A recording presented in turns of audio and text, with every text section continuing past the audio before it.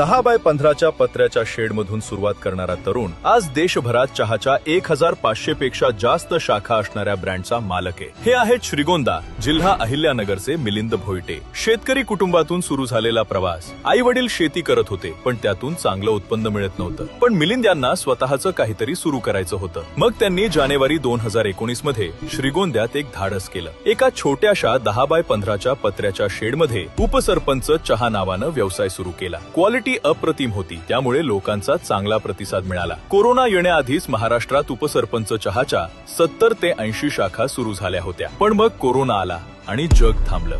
अनेक उच्च शिक्षित तरुणांच्या नोकऱ्या गेल्या। लोक रोजगारासाठी धडपडत होते। मिलिंद यांनी त्यांना रोजगार दिला।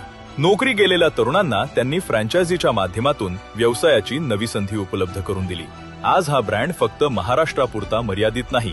आज महाराष्ट्रासह गुजरात, राजस्थान, उत्तर प्रदेश, मध्य प्रदेश, बिहार, उत्तराखंड, पश्चिम बंगाल, दिल्ली, हरियाणा, झारखंड, कर्नाटक, छत्तीसगड ते थेट पंजाब सारख्या तब्बल 14 राज्यांमध्ये उपसरपंच चहाच्या 1500 पेक्षा जास्त शाखा दिमाखात सुरू आहेत। एका सामान्य शेतकरी कुटुंबातल्या तरुणाचा हा प्रवास प्रत्येक मराठी माणसासाठी खऱ्या अर्थानं प्रेरणादायी आहे।